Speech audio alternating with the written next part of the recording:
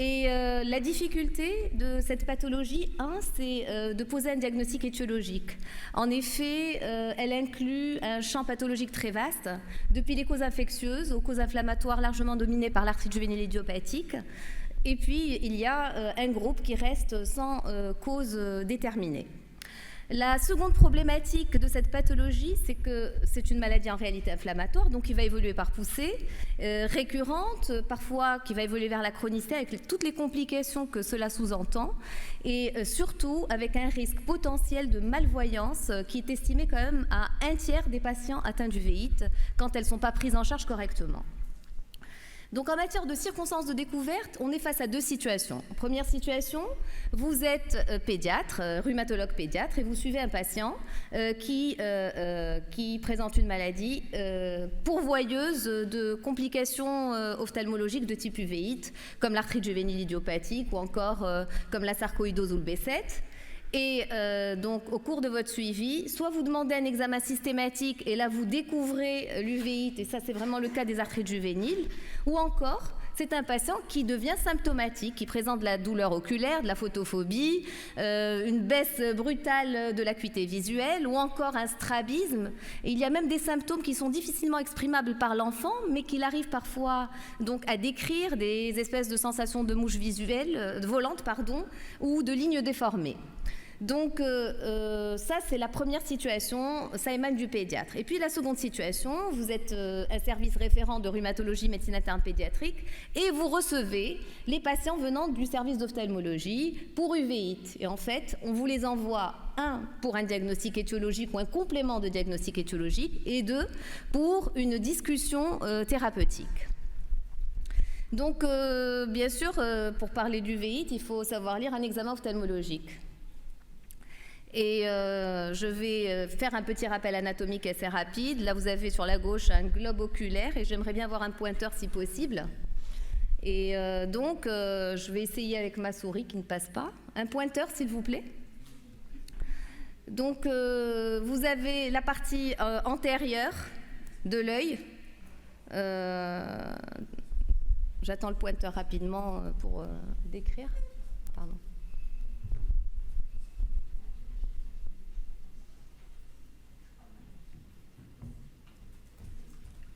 Donc voilà, là j'ai ma partie antérieure avec ma cornée, j'ai ma chambre antérieure. Là, ce qu'on appelle le segment antérieur est délimité par les corps ciliaires, et là vous avez le cristallin, et on est sur la partie intermédiaire avec la partie antérieure du vitré, et là on est sur la partie complètement postérieure avec la rétine, la choroïde et la partie aussi postérieure du vitré. Alors à ce niveau-là, il y a deux zones qui sont très importantes à connaître. Celle-ci, c'est la papille, et c'est le lieu de passage du nerf optique et des vaisseaux. Et puis celle-ci, c'est la macula, avec en son centre ce qu'on appelle la fovea, et c'est le lieu qui est le plus riche en photorécepteurs et qui permet en fait une vision de précision. Donc c'est important à savoir parce que cette classification va subdiviser les uvéites en 4 types d'uvéites, soit des uvéites antérieures, soit des uvéites intermédiaires, des uvéites postérieures ou encore les 3 segments atteints, et donc c'est ce qu'on appelle la panuvéite. Et ça, c'est un schéma encore plus explicite pour ceux qui ont besoin de plus d'explications. Donc là, je projette un modèle d'examen ophtalmologique avec lequel nous travaillons avec l'équipe d'ophtalmologie, et je saisis l'occasion pour les remercier parce qu'on travaille très bien avec eux. Malheureusement, ils ne peuvent pas être ici aujourd'hui. Il y a un congrès parallèle d'ophtalmologie. Donc, bien sûr, il faut connaître l'examen ophtalmologique normal. Alors, l'aspect normal, vous verrez, donc acuité visuelle, chambre antérieure, tonus oculaire, chambre antérieure, aspect du cristallin, du vitré, et puis la papille et la macula, qui sont normalement normales, et aussi les vaisseaux. Alors, soit vous avez besoin de connaître le détail, mais si vous n'êtes pas rhumatopédiatre, vous pouvez vous contenter de la conclusion de votre ophtalmologiste, qui va vous mettre que nous sommes soit face à une uvéite antérieure, soit postérieure, s'il y a de la vascularite ou pas. Et il y a des choses qui sont importantes quand on vous met œdème maculaire ou œdème papillaire. Ça, c'est important parce que sachez qu'il y a des caractères de gravité. Donc les ophtalmos vont s'aider également de certains bilans et notamment de ce qu'on appelle OCT, de l'échographie oculaire, surtout quand on veut voir le pôle postérieur qu'on a du mal à le voir. Alors la gravité de l'uvéite, c'est aussi ses complications et comme on l'a déjà dit, c'est l'hypertonie oculaire et donc le glaucome parce que ça va donner de l'hyperpression sur le nerf optique et donc forcément ça peut entraîner une atrophie optique si vous ne gérez pas ça rapidement. Ça peut également impacter le cristallin et donc on peut avoir des cataractes. Ça peut impacter le segment postérieur par ce risque d'œdème maculaire qui est vraiment la bête noire du rhumatologue pédiatre et de l'ophtalmo. Et également, quand ça survient avant l'âge de 7 ans, ça a pour conséquence de l'amblyopie. Et l'amblyopie, en fait, c'est un déficit de vision. Vous savez que la maturité de l'œil se fait entre l'âge de 0 et 5 ans, et pour certains, on dit jusqu'à 10 ans. Et donc, si vous ratez, si vous avez un déficit avant cet âge-là, forcément, le cerveau n'apprend pas à voir. Et donc, voilà, vous êtes dans une situation d'amblyopie qui est très, très difficile à traiter. Et puis bien sûr le risque de cécité dont on a parlé tout à l'heure. Là je partage avec vous le premier cas clinique, c'est le jeune NS hospitalisé en 2015, il avait 14 ans et 3 mois, il avait été adressé par les ophtalmos pour une panuvéite bilatérale active. Et donc devant cette bilatéralité, on a évoqué d'abord une maladie de système. Et donc, on a, comme d'habitude, fait un examen assez exhaustif. Et sur cet examen, on avait une IDR positive à 12 mm et un quantiféron franchement positif. Donc, on a conclu qu'il s'agissait d'une panuvéite bilatérale tuberculeuse. Et dans ce sens, on a traité par un traitement antibacillaire classique de RHZ étant butol 4RH. Et puis, vous savez que même quand la cause est infectieuse, il y a une part d'inflammatoire. Et du coup, on traite en parallèle avec des anti-inflammatoires. Et donc, ce patient a reçu 3 bolus de méthylprède, une corticothérapie orale et des injections intraoculaires. En mai 2016, il fait une seconde poussée. On retraite avec des bolus de corticoïdes. En avril 2017, il nous fait une 3e poussée. Et là, on initie l'azatioprine comme traitement de fond. Et on se pose la question, est-ce qu'on est vraiment dans une uvéite tuberculeuse ? Et donc, nos ophtalmos avaient proposé de faire une PCR BK dans l'humeur aqueuse. Les prélèvements sont faisables chez nous. Malheureusement, les labos ne savent pas traiter des si petites quantités. Donc, en avril 2018, il est suivi ailleurs, à Agadir en fait, et par un gastro qui fait le diagnostic de rectocolite hémorragique.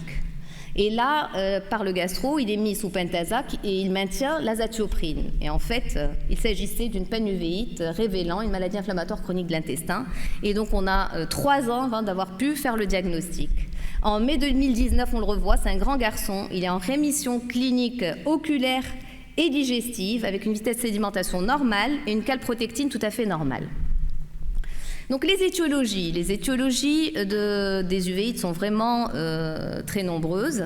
Et là, c'est un tableau qui décrit la répartition des étiologies sur des séries d'uvéites européennes. Et on voit que quand même 30 à 40% des uvéites restent idiopathiques. Donc je parlerai... Donc là, je vais faire un petit rappel de cette étude qui a permis d'obtenir l'AMM en matière d'uvéite pédiatrique. Donc la première étude, en fait, c'était juste le protocole qui a été publié en 2014. Et la seconde étude, là, on est toujours dans la continuité. Et donc, en fait, là, c'est une étude multicentrique randomisée en double aveugle qui a été réalisée par des équipes du Royaume-Uni. Et le recrutement a duré quand même quasi 5 années. Les critères d'inclusion, c'était des patients âgés entre 2 et 18 ans avec une uvéite active associée à une arthrite juvénile idiopathique qui était sous méthotrexate depuis au moins 12 semaines. Donc finalement, l'étude incluait 90 patients. 60 patients étaient sous adalimumab en association avec le métaux et contre 30 sous placebo en association avec le métaux. Et ces malades ont été maintenus sous traitement entre J0 et M18, sauf en cas d'échec. Et le suivi de la cohorte a duré jusqu'à 36 mois. Et ce qu'on voit, c'est que le bras adalimumab associé au méthotrexate avait un taux d'échec estimé à 27% contre le bras placebo, un échec à 60%. Donc, bien évidemment, on a une efficacité clairement supérieure de l'adalimumab par rapport au bras sous placebo. Deuxième étude, c'est l'étude adjuvite, et cette étude, c'est une étude française multicentrique qui a été donc randomisée par un groupe placebo. Et vous avez deux phases, une première phase en double aveugle entre J0 et M2, et 31 patients ont été inclus dans l'étude, 16 sous ADA contre 15 sous placebo. Et on voit que sur cette première phase, 64% étaient répondeurs sous ADA contre 20% sous placebo, avec un p-value significatif. Concluant l'efficacité encore une fois et renforçant donc les résultats de la première étude. Et finalement, tous les enfants ont été randomisés sous adalimumab, donc 29 patients, avec une amélioration ou un maintien de l'atteinte du résultat, on va dire, de l'efficacité, sans effet secondaire attribué à l'adalimumab. Donc voilà. L'amélioration avait été jugée sur... en fait, la réponse thérapeutique a été définie comme une amélioration de 30% de l'inflammation au niveau de la chambre antérieure avec un laser flair. Alors nous, nos ophtalmos ne travaillent pas systématiquement avec le laser flair. Donc, juste en récapitulatif de cette uvéite associée à l'AJ, en fait, dès que vous avez des rechutes, n'hésitez pas à mettre sous méthotrexate. Et quand le méthotrexate n'est pas suffisant, il faut rapidement initier des traitements par biothérapie.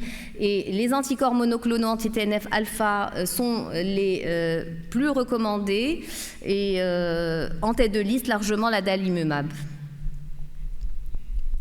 Alors rapidement, cette publication est une publication faite par les ophtalmos en concertation avec les rhumatos bien sûr, et c'est ce qu'on appelle la Focus Initiative. Et en fait, ce sont les fondamentaux en matière de prise en charge de l'uvéite. Et le point central de cette publication, c'est qu'il faut traiter au mieux par des immunosuppresseurs non stéroïdiens. Et donc, sur ce travail, ils ont insisté sur 3 domaines d'intervention. Le premier domaine, c'est de définir le délai optimal de l'escalade thérapeutique, c'est-à-dire ne pas trop tarder.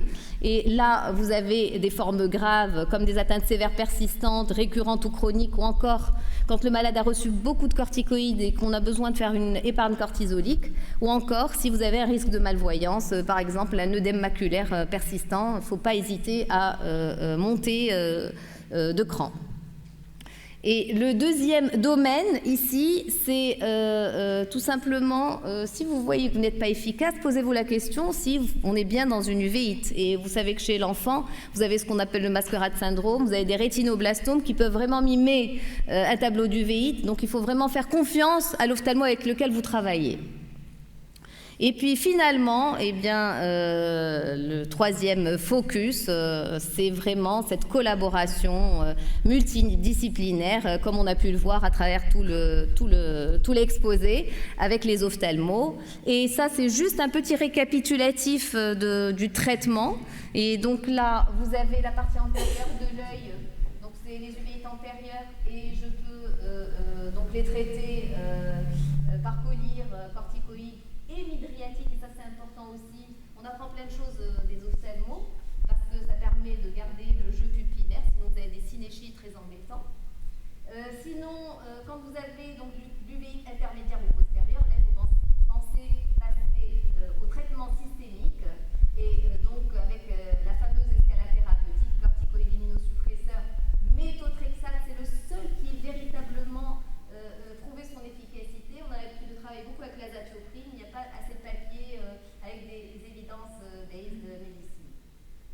Les biologiques, donc on a parlé des anticorps monoclonaux, et j'ai mis en plus grand et en gras l'adalimumab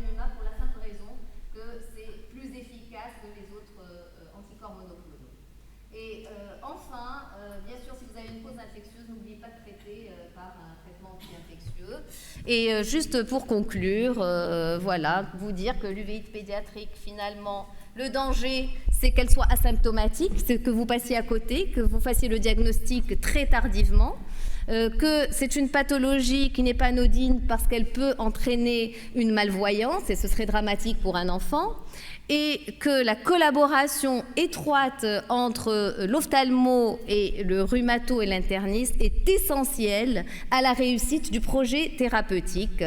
Et voilà, merci.